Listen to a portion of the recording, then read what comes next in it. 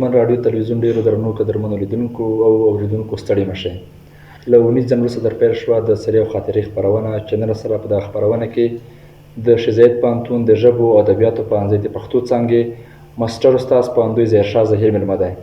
استاد ظهیر د پښتو ژبې په برخه کې ګڼ شمېر محصلین ګڼ شمېر زده کوونکي د علم په ګڼه سمبال کړي دي. دا دی لا هم په دې برخه کې دی یخته دی او کار کوي. استاد زه تا ته خپرونه کې هرکلی وایو، ستړي مه شئ.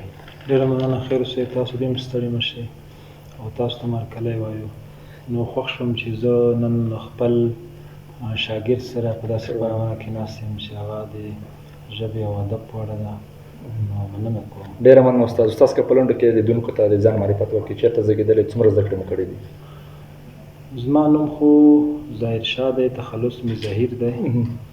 د خوست ولایت یعقوبیو صبرۍ ولسوالۍ اوسېدونکی یم.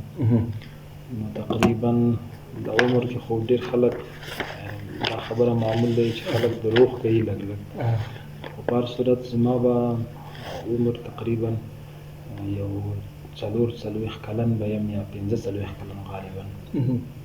نو په دې عمر کې ما ابتدایي زده کړې په هجرت په دیار کې د کورم ایجنسۍ په مکتب کې کړي دي او لیسا دوره مې بیا په یعقوبیو عالي لیسا په 1983 کال کې چې زه په لیسا کې وم، تقریبا په 1983 کال کې غالبا زه فارغ شوم.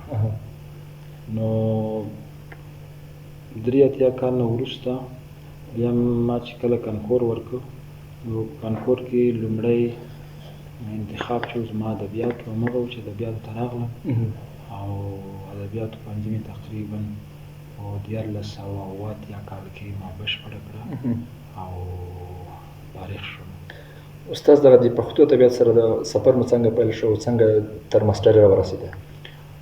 نو په 1980 کال کې زه کله فارغ شوم، هلته پوهنتون کې استادان هم کمبود وو. د استادانو کمبود له وجې اړتیا دا وه چې استادان امتحان ورکړي. ماسټر معیار په وخت کې نه و، لیسانس کولی شول چې قدر نمرې به یې پوره وي، نو کولی شول چې د امتحان ورکړي او په قدري ازموینه کې شامل شي او استاد مقرر شي. نو ما په 1980 کال کې امتحان ورکړ او زه استادۍ ته کامیاب شوم. نو په هغه وخت کې یاد په خیر، الله دې ژوندی لري، پوهان فیاض محمد پیاز وبخښئ ما نوم کې اشتباه وکړه، فیاض محمد پیاز چې د پوهنتون رئیس و، نو بیا زموږ استاد هم ځکه د ادبیاتو مسلک سړی و، زموږ استاد هم پاتې شوی دی. بیا مو د په نگرانۍ کې ازموینه ورکړه، هغه و چې زه کامیاب شوم. خو هغه وخت شرایطو تقاضا دا وه چې ما ته کور کې اجازه نه کوله. نو بیا نو استادي زما نه پاتې شوه، ځکه چې دلته ما د استادانو زنګونه کول، حتی کې استاد فیاض ما ته زنګ کړی چې راشه ته استادۍ ته. نو ما ورته عذر وغوښتی او استادي مې په هغه وخت کې خوشي کړه. خدای شته چې دې خبرې ډېر زور ما ته راکړ. ملګرو به ویل چې بلکل دې غلط کار وکړو، دا دې ښه کار ونه کړو. نو ما دې خبرې زه ډېر ځورولم. بالاخره په 1991 کال کې زموږ پښتو څانګه چې په هغه وخت کې د تعلیم و تربیې یا ښوونې روزنې مربوط وه، دا په ژبو او ادبیاتو پوهنځي واوښته او ما ته بیا یو چانس پیدا شو که سم دلته مې ومرم. هغه خبره چې هغه معیار ته په رسېدو، معیار نه په وتو غالبا، نو په هغه وخت کې ما ازموینه ورکړه، 3 بستونو بس الله پاک کار و، بیا کامیاب شوم او هغه ارمان الله پاک پوره کړو، بېرته استادۍ ته راغلم. استاد دغه د ادبیاتو ته راتګ دی په دې برخه کې تاسو اوس ماسټر پاتې کېږئ، د کورنۍ خوښه وه که خپله ذاتي مینه مو له دې برخې سره لرله؟ ما خپله شخصي مینه لرله چې په مکتب کې هم په هغه دور کې ما به شعر و شاعري کتابونه لږ لږ مطالعه کول. د هغه مشاعرو کې مې برخه اخیسته، که څه هم زه شاعر نه وم. شاعري مې به یې داسې تکلفي شاعري کړې وي، خو هغه تکلف و د شاعرۍ هغه کوم خپل ځانګړتیا چې د هغه ما نه درلوده. نو شاعري ما نشوه کولی، خو په ادبیاتو کې مې مطالعه لرله. یو څه کتابونه مې لوستل په هغه وخت کې. نو هغه لامل شو چې زه ژبو ادبیاتو پوهنځي ته کامیاب شوم او بیا دې نه هم په ښه نمره فارغ شوم. بیا هم بالاخره په 1993 15 کال کې زه مسټرۍ ته لاړم په 1996 کال کې 96 په اخره میاشت کې 12مه میاشت کې کوت میاشت کې زه د مسټرۍ نه فارغ شوم. استاد ته یادونه وکړه چې شاعري او په ادبیاتو برخه کې زما مطالعه ډېری استادان هم ستا په شمول نور لوی لیکوالان دي دوی په ادب برخه کې ډېره ښه مطالعه لري خو اما شعر نشي لیکلی دا هڅه دې کړې چې ته د شعر ولیکې نه یې توانېدلی په دې برخه باندې؟ نه نو دا خو په هغه ځوانۍ حالات داسې وو چې هلته ما هڅه کوله کله به چې زه شاعري ته لاړم دا شاعرانو شعرونه به ما واورېدل نو ما سره به هم دا هغه پیدا شو داسې جروني هغه و او هغه شعرونه چې ما لیکلي دي اوس هم په کور کې ما سره شته یعنې هغه چې کله زه ګورم ما ته ډېر خندا راشي که نه چې دا په هغه وخت کې دا شعر تا لیکلی دی خو دا خو شعر دی نه خو یعنې هغه وخت هغه احساس د ځوانۍ د حالاتو د چاپېریال احساس داسې و ما ته دا احساس راکولو چې هغه ما ګډ بیتونه مې لیکل. استاد تاسو په دې باوري چې ادبیات به د نړیوالو یا د مثال د رسنۍ له لارې خلکو ته په ښه ډول معرفي شي؟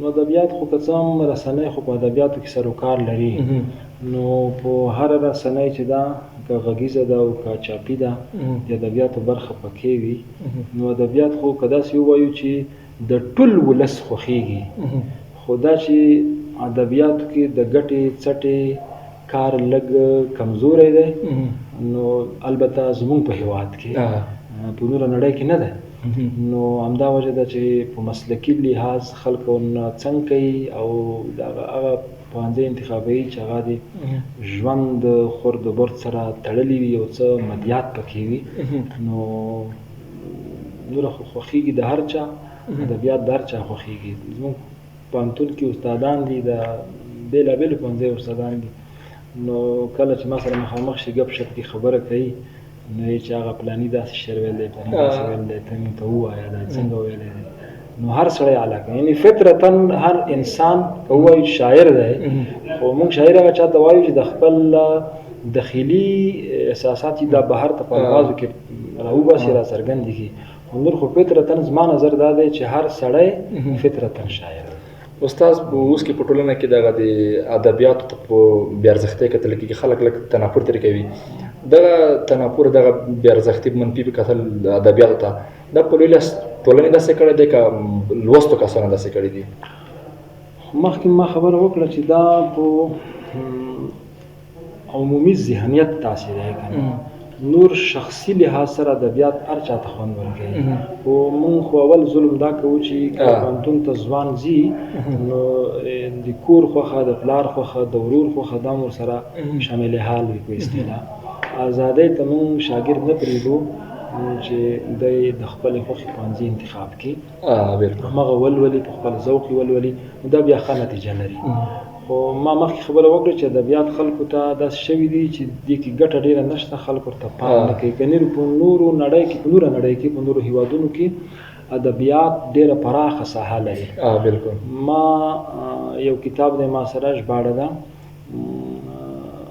نو په هغې کې دا موضوع ډېره ښه راخیستل شوې ده یو ژبپوه لیکلی دی بهرنی ژبپوه دی نو دا موضوع یې ډېره ښه تشریح کړې ده او په دې هکله ما یو سیمینار هم ورکړی دی د ژبو ادبیاتو پوهنځي محصلینو ته د ادبیاتو کاري ساحه چې ده دا ما په سیمینار کې تشریح کړې ده چې ادبیاتو کاري ساحه کومه ده. اوس اصلا په دا ذهنیت خلاصول پکار دی چې د ځوانانو ذهن په دې خلاص شي چې ادبیاتو نه زه فارغ شم نو زه به په کومه ساحه کې کار کوم دا چې مخکې له وړاندې دوی سره دغه اهمیت د ادبیاتو دوی په ذهن کې کمزوری دی نو هغه داسې وي چې کله موږ ته محصلین راځي نو 12م نه چې کوم محصلین فارغېږي ته هم د ادبیاتو محصل دی خو ته نسبتا نورو ته ذوقي داسې محصلین وي چې هغه مثلا بې ذوقه وي موږ سره په عذاب وو بیا ادبیاتو ته هغه محصلین راځي چې هغه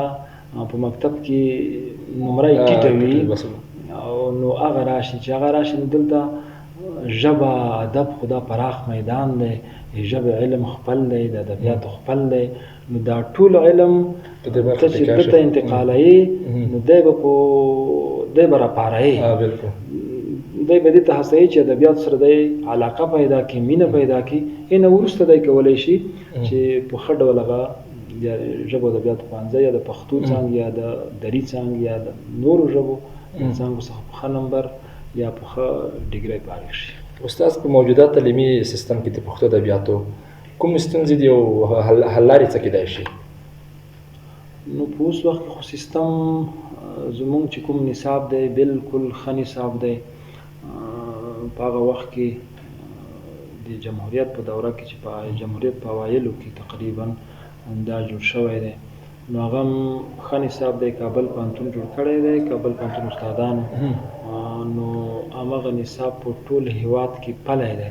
خو اوس وخت کې د جمهوریت په اواخرو کې او د اسلامي امارت په اوایلو کې بیا دا هڅه وشوه چې نصاب باید ایډیټ شي، ځکه نصاب اصول دا دی چې هر 15 کاله بعد د پوهنتون نصاب باید اپډیټ شي.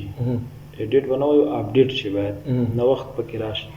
نو دغه اوس الحمدلله نصاب چې دی دا اپډیټ شوی دی. زه 3 ځلې کابل ته لاړم، نو هلته په عمومي د ټول افغانستان د پوهنتونونو د پښتو څانګو امیرینو، نور هم لوړ رتبه استادانو، نو په نصاب مو کار وکړو، تقریبا اوس نهایي شوی دی. نو یوازې چې پوهنتونونو ته تکثیر شي، نو نصاب اوس هم د وخت په تقاضا اپډیټ شوی دی، یعنې ډېر ښه نصاب دی. نو دا یوه برخه د نصاب ده. بله برخه خو د زده کړې لپاره هغه وسایل دي، نو یا مثلا دغه چاپېریال دی. نو چاپېریال هم زمونږ پوهنتون خبره که زه وکړم، نور پوهنتونونه خو ټول ما نه دي لیدلي. کابل پوهنتون مې لیدلی دی، غزني پوهنتون مې لیدلی دی، کندهار پوهنتون مې لیدلی دی. نو د پوهنتونو کې چې کوم مثلا موقعیتونه دي پوهنتونو چې سمه رسیدګي ورته وشي، او هلته چې کوم وسایل دي یا د ادبیاتو پوهنځی کې چې کوم وسایل په کار دي، مثلا کتابتونونه دي او انټرنیټ خو الحمدلله فعال دی. ځینې نور داسې شیان دي په ځینو پوهنتونو کې شاید کمزوري وي، خو زموږ پوهنتون کې الحمدلله وسایل هم ښه دي، نسبتا بالکل ښه دي. موږ خپله څانګې په کچه هغه لرو، یو وړوکی غوندې کتابتون لرو، پوهنځی په کچه هم کتابتون لرو، او عمومي کتابتون هم ښه پراخ دی.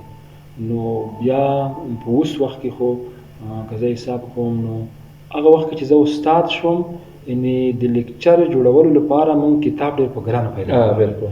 یعنې هېڅ دلته په خوست کې کتابخانې دومره نه وې. اوس خو کتابونه په ادبیاتو کې چاپ شول، قاموسونه چاپ شول، د ادبیاتو په برخه کې، ژبې په برخه کې بېلابېل اثار چاپ شول. یعنې داسې اثار چاپ شول چې هغه په نړیواله کچه د ادبیاتو په برخه کې موضوعات لري. نو هغه اثارونو په استفاده اوس ورځې نه بلې ته سیستم چې دی لا قوي کېږي او پر مخ روان دی. نو زه چې خپل ځان ارزوم، نن 10 کاله مخکې چې ما کوم درس ورکوو، کوم وسایلو مې استفاده کول، مې کوم وسایل یا مې ګټه ځینې اخیسته، هغه وسایل اوس ډېر مډرن دي، یعنې بیخي پورته دي. یعنې اوس خو دلته پروجیکټور دی، کمپیوټر دی، محصلین ته عملي کار ورښودل دي. نو دا شیان انشاءالله اوس فعال دي الحمدلله. اوس سیستم یوه ورځې نه بلې ته مخ په قوت روان. استاد ستاسو په نظر که غواړو چې پښتو ژبه په نړیواله ژبه کې خپل ځان وویني، د دې ژبې لپاره مهم څه دي چې دغه اقدامات به ترسره شي؟ پښتو ژبه خو اوس هم نړیواله ژبه ده، د نړیوالو ژبو په کتار کې ولاړه ژبه ده. تقریبا 43 دي که 42 ژبې په نړۍ کې چې مشهورې ژبې دي، هغه د لیک، لوستو، علم او د رسنیو ژبې دي، د سیاست ژبې دي، د علم ژبې دي. هغه ژبو په کتار کې د هغو ژبو په کټګورۍ کې پښتو ژبه هم شامله ده.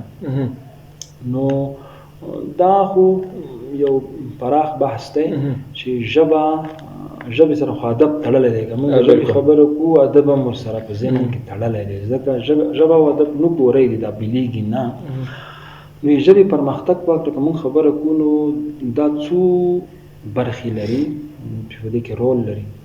اقتصاد پکې رول لري، سیاست پکې رول لري، او دې سره په څنګ کې فرهنګ پکې رول لري. د ژبې چې کوم علم ده په دننه کې مثلا ګرامري قاعدې دي، د ژبې رواني ده، او د ژبې نور اړخونه دي. چې په ژبه منسجمه شي او سوچا شي. سوچتو په دا معنا نه چې یعنې پښتو سوچوالی یوازې د هغه مغه قوم الفاظ. اوس خو ژبې دي یوه ژبه کې بله هم ګډې، بله کې یعنې ډېرو ژبو لغتونه په بله کې کارول کېږي. سوچتونه زما هدف دا نه دی. هدف مې دا دی چې هغه د پوهولو راپوهولو یا د ابهام او تفهیم لپاره داسې یوه ژبه سټنډر ژبه چې په هغې نه تجار هم پوهېږي، په هغې نه ډاکټر هم پوهېږي، په هغې نه انجینر هم پوهېږي، په هغې نه یو فلسفي هم پوهېږي، یو ادبپال یا ادبپوه هم پوهېږي، عام وګړی چې دی هغه هم پرې پوهېږي. نو دا بیا وخت غواړي. نو بیا به انشاءالله زموږ ژبه هم د نورو ژبو سره سیاله ژبه شي. استاد په اوس کې د زده کوونکو دغه د ادبیات ذوق مور ګډ شوی دی، دوی لیواله دي چې ادبیات په ښه ډول سره وایي، که اکثریت یې داسې دي چې د کانکور لارې داسې په هغه ډول راغلي چې مثال زه د پوهنځي انتخاب کوم که نورو پوهنځي ته ورنغلم خو د ادبیات انتخاب کوم، دوی لیواله دي اوس کې دې برخې ته. نو اوس خو چې موږ سره کوم محصلین دي، اوس برحال محصلین درسونه بوخت دي، په دې کې خو ما تا ته خبره وکړه. نو هغه محصلین چې هغه ذوقي محصلین دي نو هغه هم ښه دي. هغه محصلین چې په اول کې ذوقي نه وو، اوس د ادبیاتو اهمیت ورته معلوم شو، هغه هم ورو ورو ښه کېږي. لکه د تېر په نسبت یې اوس اوس انشاءالله ښه شوي دي. او بله مسله دا ده، مهمه مسله دا ده چې ادبیاتو سره په نورو برخو کې سړی مطالعه لري. په ټولنیزو علومو کې مثلا سړی له تاریخ نه خبر وي، د خپل فرهنګ نه خبرې په دې کې مطالعه لري. دین مهم دی، اسلام دین چې کوم اساسات دي، خو په هر صورت په دین کې چې کومې د ادب برخه ده په دین کې دې نه سړی خبري، نو بیا په هغه ځوان په ادبیاتو یو څه سلطه لري، ذوق یې ورسره مخکې ځي، نو دی ښه زده کړه کولی شي. نو اوس نسبتا پخوا ته محصلین چې دي ښه دي، خو دا چې مثلا کمښت پکې راغلو یا دوی هغه شمیر چې دی په اوس حالاتو کې کم شو، دا جلا موضوع ده. نور داسې محصلین موږ لرو چې بالکل یعنې ښه محصلین دي، داسې معلومات لري چې هغه ځینې وخت کې زموږ سره هم نه وي. بالکل. استاد لږ د شعر په برخه باندې تم شو، د پښتو شعر په راتلونکي کې تاسو کوم داسې حرکت وینئ چې د دې مثبت لوري ته روان وي؟ داسې هیله تاسو لرئ؟ نو شعر خو ذوقي مسله ده، د هر چا خپله د طبیعت لکه په اوس کې شاعران زیات پیدا شوي دي. نو دا به عمومي ماحول ته سړی ګوري، ماحول چې څنګه یا چاپېریال چې څنګه همغسې شاعران هم پکې پیدا کېږي. نو بیا دا هم نه ده چې شاعر دی له اوله نه شاعر وي، هېڅوک هم داسې نه دي چې له اول شعر نه تر پایه پردی ځان شاعر وبولي.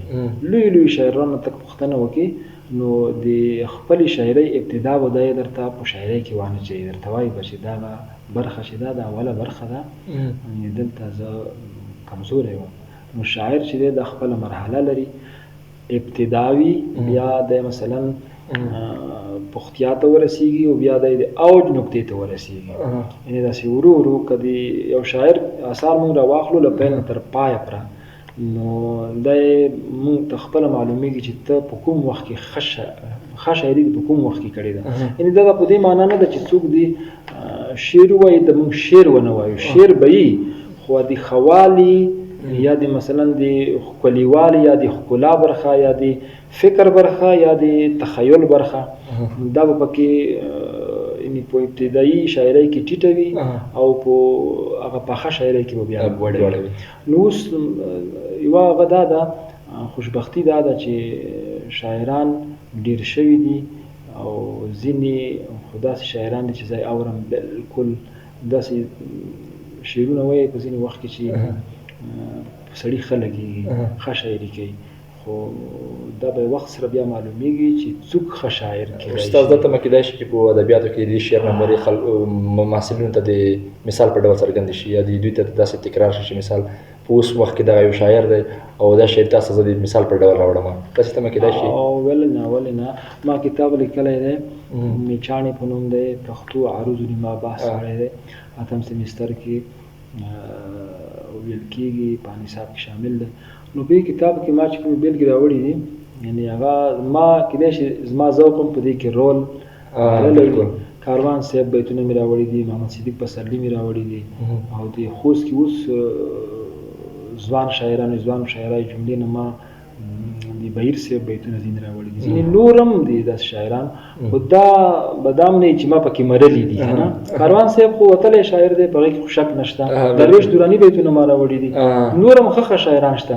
په دې خوست کې په ځوانو شاعرانو کې یعنې ځینې داسې شاعران شته چې ما سره اثار نشته، کېدای شي دوی بیلګې ما محصل ته راوړي وي.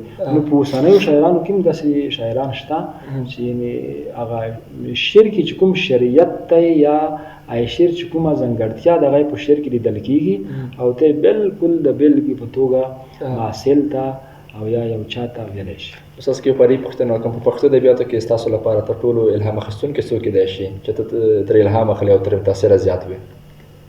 الهام خو شعر خو زه نه لیکم، مخکې خبره وکړه، خو چې زه تاثیر په ما کوي چا چې متاثره شوی کاروان صاحب شاعري بیخي ما ته ډېره خوند کوي له اوله نه تر ننه پورې.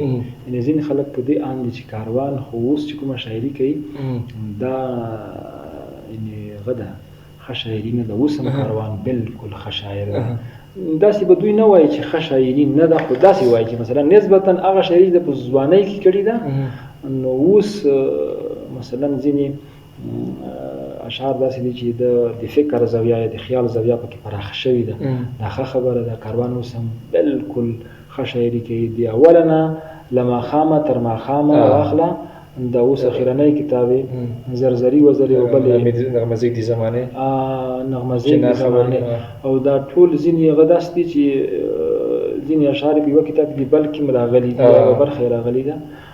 خو دغه اوس چې کومه شاعري دا کوي ما په فیسبوک کې مطالعه کوله، نو بالکل ښه شاعري کوي. کاروان د هیواد په کچه نه بلکې د سیمې په کچه نګمانه خو څوک پوښتنه وکړي دا زما ذوقي د نړۍ په کچه شاعر دی. کاروان له سر نه تر پښو پورې شاعر دی، ښه شاعر دی. یعنې دا شخصیت چې دی دا کې د شعر کوم هغه چې دی د منځپانګه د شعر دی د شخصیت کې ګډه ده. یعنې دا فطري شاعر دی، فطرتن شاعر دی، یعنې خوی شاعرانه دی، د قدمونه د خبرې د کړوړه دا ټول شاعرانه دي. زما یوه مقاله ده کاروان د خپل شعر غوندې دی، دا عنوان دی، سم جمله ده، عنوان یې اوږد دی. دا مقاله ده زما، یعنې په دې ما بحث کړی دی چې کاروان مخکې څنګه شاعر و اوس څنګه دی. نو دا بیا استاد که په وروستیو کې لنډ دغه د شخصیت او هنر په اړه لنډ معلومات راکړي. یو څوک په برخه کې کار کوي، ځینې خلک د شخصیت د هنر سره تړي، باوجود د دې چې مثال د شخصیت د هنر سره هم تړي او هغه یې ځپي، نو هغه د پیغام څخه د شخصیت جلا دی او که دواړه یو دي؟ نو اول خو بله خبره، اوله پوښتنه کې د دې نه مخکې چې کومه پوښتنه ته وکړو دې کې پاتې نه شي. یعنې ځینې نور شاعران هم شته چې په زه ونه متاثر یم. صدیق پسرلي شاعري د فکر له مخې ډېره خوندوره شاعري ده، یعنې زما خوښېږي. درویش دراني شاعري همداسې زما خوښېږي. نور شاه عباسین یوسفزی او سید شاه سعود، شاه سعود څوک بلې څوک سید شاه سعود، نو دا هم زما خوښېږي. نور شاعران هم دي، خو شعر دی، تاثیر لري یا پیوند ده یا په بعد هر انسان په فکري زاویه او ذوق پورې تړلی ده. نو دا اوس چې کومه خبره وکړه یعنې شخصیت او هنر، نو او د روحي صاحب په کتاب کې ادبي څېړنې کې یوه خبره داسې راغلې ده چې د هر لیکوال او شاعر شخصیت چې دی دا د په هنر کې څرګندېږي. نو شاعري د شخصیت څرګندونه په شاعرۍ کې یعنې بالکل وي، د هر لیکوال په لیکوالۍ کې، د شاعر په شاعرۍ کې وي، په دې کې شک نشته. خو دا چې څوک یې په څومره اندازه پیژني هغه بیا بیل بحث دی. یعنې هر څوک د یوه شاعر شخصیت په شاعرۍ کې چې پیژني، نو د به شاعر لیدلی، ورسره پاڅېدلی به، ورسره ناسته به یې کړي، ورسره سفر به یې کړی، مجلسونه به یې کړي، مشاعرې به یې کړي، د کړه وړه به ور معلوم وي. نو شخصیت خو د انسان د کړو وړو مجموعې ته شخصیت وایي که نه، دا بیا بل بحث دی. نو که چیرې د کړه وړه د په شاعرۍ کې مثلا د شاعر عقیده، مفکوره، د هغه چاپیریال کې چې کوم ژوند کړی دی اوسېدلی دی ټول رنګونه هغه ټول تاثرات د په شاعرۍ کې منعکس وي. نو دې کې شک نشته د ارواپوهنې له نظره چې د شاعر شخصیت د په آثارو کې یا د لیکوال شخصیت د په آثارو کې یا د شاعر شخصیت د په شاعرۍ کې بالکل وي او مونږ یې نه ایستلی نشو. ځکه شخص دی نو شخص نه وځي نو الهام دی تخلیق دی د نه راوتلی شی خامخا د شخصیت څرګندونه پکې وي. استاد په دې اکاډمي کې ادبي سفر کې ستاسو لپاره جالبه خاطره څه کې دا شی ته هر وخت ملګرو ته کوي چې داسې خاطره ماته په دې اکاډمي کې په ادبي سفر کې پېښه شوې ده؟ خاطرې خو په ژوند کې زښتې ډېرې وي خو زما خاطره نو ښه خاطره به ووایم. ښه خاطره بده خاطره خو ښه نه ده که نه. ښه خاطره مې دا ده چې مخکې مې چې به یوې پوښتنې په وړاندې ما یادونه وکړه چې ما چې کله استادي پرېښوده په 1988 کال کې نو زه به هر ملګري سره زه مخامخ کېدم ډېر به یې په اصطلاح چې ما ته به یې داسې هغه کوله چې ښه کار دې ونه وکړو. دې خبرو بیا ډېر ځورولم خو په 1991 کې چې کله پښتو څانګې بستونه اعلان شول 3 بسته وو 22 کسانو به تازمین ثبت نام کړی نو په هغه وخت کې یعنې جمهوریت وخت و ما سره داسې کسان هم په رقابت کې چې هغه هغو یعنې په اصطلاح سیاسي خلکو لوی خلکو سره په اړیکه کې خو بیا داسې امتحان مونږ ورکړو یعنې ما دا تمه نه وه خو داسې امتحان یې مونږ نه واخیستو چې هېڅ ډېر سخت امتحان و هېڅ هغه پکې ونه شوه مداخله پکې ونه شوه. نو 3 بستو په 18 امتحان ورکړو 4 کسان مسانې ته رانغلل په 18 کې 2 بسته خالي پاتې شول یوازینی زه کامیاب شوم. نو هغه د الله پاک کار و دا زما دپاره ډېر هغه وه خوږه خاطره وه. نو اولین چې زه کامیاب شوم نو هغه زما مور اوس چې وفات ته په هغه وخت کې چې په 1983 کال کې زه استاد شوم یوازینی د استادۍ د پرېښودو علت زما مور وه چې ما ته اجازه نه راکوله چې دا 4 کاله ته خوست ته لاړې هغه وخت کې جنګي حالات وو اوس دې نه پرېږدم چې ته خوست ته نور بازار ته لاړ شي. نو ما استازي پرېښوه نو هلته مې په لیسا کې استازي پیل کړه معلمي. نو بیرته اولین زنګ چې کله دا خبر راغو چې نتیجه رزلټ وتلی دی دا نتیجه مې چې ولده نو اولین ما موبایل راواخیسته ما خپلې مور ته زنګ و چې داسې خبره ده که نه. نو دا زما لپاره یوه جالبه او ښه خاطره ده. استاد په وروستۍ کې د ځوانو شاعرانو ته هغه څوک چې ادبیات کوي پیغام څه کېدای شي ورته؟ پیغام خو زما دا دی چې ځوان شاعران دي اول خو کېدای شي په دې خفه هم شي زمانه خدای دې وکړي چې نه خفه کېږي په دې خفه نه شي. اول پیغام خو زما دا دی چې دوی د شاعري کوي خو د شاعرۍ سره په څنګ کې د مطالعه هم کوي.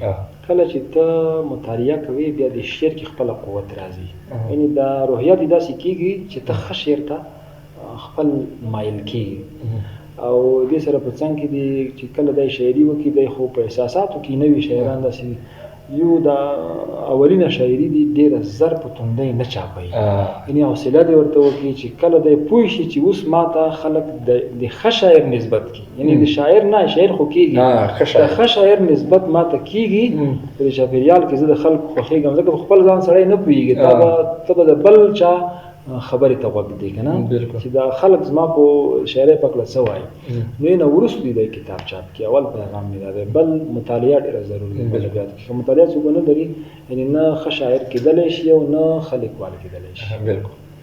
استاد هغه څوک چې ادبیات خوښوي هغه ټولنه کې چې د ادبیاتو په اړه منفي فکر جوړ شوی دی هغوی ته پیغام څه ده؟